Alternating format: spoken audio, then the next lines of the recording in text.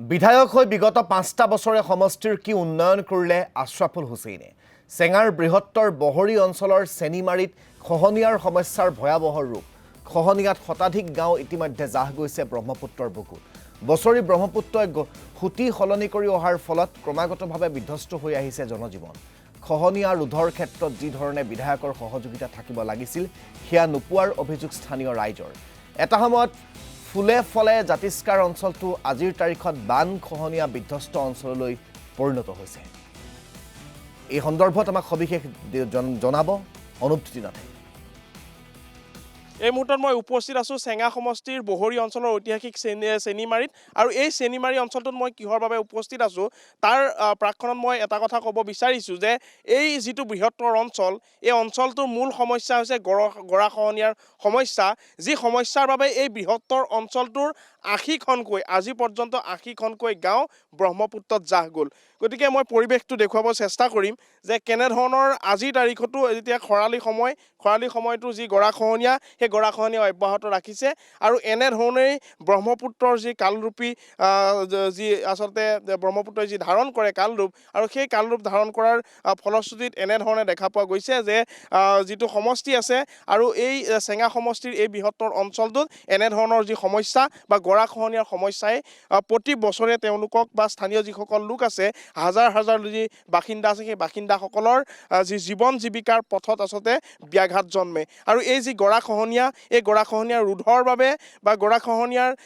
যিটো আচলতে কালৰূপী যিটো পৰিৱেশ সেই পৰিৱেশটো ৰোধৰ ক্ষেত্ৰত যি ধৰণে চৰকাৰখনে কাম কৰিব লাগিছিল স্থানীয় বিধায়কগৰাকীয়ে যি ধৰণে কাম কৰিব লাগিছিল সেই কামখিনিৰ আচলতে দেখা পোৱা নগ'ল আৰু যাৰ ফল হিচাপে এনেধৰণে গৰাখহনীয়াত ভুগি আহিবলগীয়া হৈছে স্থানীয় যিসকল লোক সেই লোকসকল মই কথা পতাৰ চেষ্টা কৰিম আৰু সামগ্ৰিক যিটো পৰিৱেশ সেই পৰিৱেশটো দেখুৱাম যে কেনেধৰণে যি খহনীয়া ৰোধৰ বাবে কি ধৰণৰ ব্যৱস্থা কৰা হৈছে যি খহনীয়া কিন্তু ৰোধ কৰিবলৈ আজিও সক্ষম হোৱা নাই মই অলপ কথা পাতিব চেষ্টা কৰিম আপোনালোকৰ ওচৰলৈ আহিছোঁ যে এটা বৃহত্তৰ অঞ্চল এটা ঐতিহাসিক অঞ্চল যিটো অঞ্চল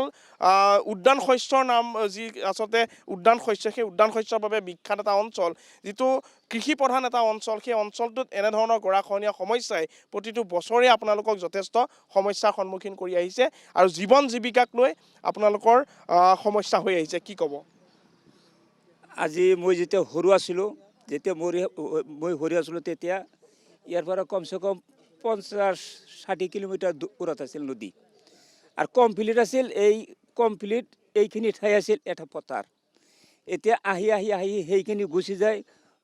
মই জনা হিচাপত ৮০-৮৫খন গাঁও মানে গুচি গৈছে নদীত স্কুল ৰাস্তা ঘাট যি আছিল মানে এই চব মানে গুচি গৈছে এতিয়া আহি আহি এইখিনি পাইছে আমাৰ চেনিমাৰী অঞ্চলখন এখন বৃহৎ অঞ্চল আছিল য'ত নাকি ফল মূল শাক পাচলি গোটেই অসমতে গৈছিল আমাৰ চেনিমাৰী অঞ্চলৰ ফল শাক পাচলি গোটেই অসমতে গৈছিল আৰু এই চেনিমাৰী অঞ্চলৰ ফলবিলাক যদি আমি কোনো যদি বজাৰত লৈ গৈছিলোঁ তেনেহ'লে চেনিমাৰী ফল আগতে গৈছে চেনিমাৰী চব্জি আগতে মানে বিক্ৰী হৈছে এনেকুৱা এটা মানে আছিল আমাৰ এইখিনি এতিয়া চৰকাৰৰ অৱহেলাৰ কাৰণে MLAৰ অৱহেলাৰ কাৰণে এতিয়া সেইবিলাক ভাঙি ভাঙি আহি এইখিনি পাইছে যোৱাবাৰো এই নদীটো আপোনাৰ সেইখিনিলৈ আছিল মানে য'ত এই যে কহুৱা গছ দেখা যায় আছে তাতে যেতিয়া আছিল তেতিয়াই এই চৰকাৰৰ ফালে মানে জিঅ' বেগ মানে পেলাব ধৰিলে এই ২-৩টা কৰি জিঅ' বেগ পেলাই আকৌ গুচি যায় আকৌ খহাই আহি আকৌ ২-৩টা পেলাই আকৌ যায় গুচি এনেকৈ যায় এই মথুৰি আদা গ'ল এইটো হ'ল চৰকাৰৰ অৱহেলা তাৰপিছত আমাৰ MLAটো মানে UDFৰ সিহঁততো কামেই নাই এতিয়া চৰকাৰ হ'ল মানে BJP এনেই মিয়াক মানে দেখা নাপায় গতিকে যাৰ কাৰণে MLA কোনো এটা কাম ইয়াতে কৰিব পৰা নাই শুনিছিলোঁ কেইদিনমান আগত যে এইটো এটা জিঅ' বেগৰ কাম হ'ব হেৰিৰ পৰা দিল্লীৰ পৰা এই অৰ্ডাৰ আহি গৈছে এতিয়া আৰু শুনা পাওঁ যে নাই সেইটো হোৱা নাই যাৰ কাৰণে আকৌ অলপ কাম মানে জিঅ' বেগৰ কৰে ২-৩ দিন কৰে আকৌ গুচি যায় ২-৪ আহে কাম কৰে আকৌ গুচি যায় আমাৰ এই মানুহ ইয়াতে আমাৰ গাঁওখনত প্ৰায় ৩-৪ হাজাৰ আছিল মানে মানুহৰ ঘৰ ফেমিলি এতিয়া নাই এতিয়া মানে চব গৰাখনত ক'বাত মানে গুচি গৈছে। এই মানুহখিনি যেতিয়া গৰাখহনীয়া হৈছে এই মানুহখিনি এই জেগা এৰি গুচি যাবলগীয়া হৈছে যিটো আচলতে ঘৰ আছিলে যিটো স্থানত তেওঁলোকৰ মাটি আছিলে সেই মাটি ঘৰ এৰি ইয়াৰ পৰা গুচি যাবলগীয়া হৈছে ইয়াৰ পৰা ক'লৈ গুচি গৈছে মানুহখিনি কিবা এনেকুৱা ধৰণৰ খবৰ আছে কিছুমান গৈছে দৰং ডিষ্ট্ৰিক্টত কিছুমান গৈছে কোকৰাঝাৰত কিছুমান আমাৰ এই বৰপাৰাতে আছে কিছুমান ঠাইত মানে গুচি গৈছে আৰু সেইবিলাকৰ মানুহৰ ঘৰ এতিয়া এই চহৰ অঞ্চলত কেৱল শুদ্ধ বালি সিফালে পানী আৰু বালি এইটোই নহয় আৰু সিফালেও আছে নদী এনেকুৱা নদী এই এটা বসতি দেখা যায় চহৰ অঞ্চলত তাতে বালি তাতে তাৰ সিফালেও আছে আৰু এটা এনেকুৱা সতি তাৰ ইফালেও আছে সতি চাৰিফালে সতি মানে মানুহে নদীৰ লগত এতিয়া আমাৰ নদীৰ লগত মানে বহুত কষ্টৰ আমি চলি আছোঁ এইবিলাক মানুহ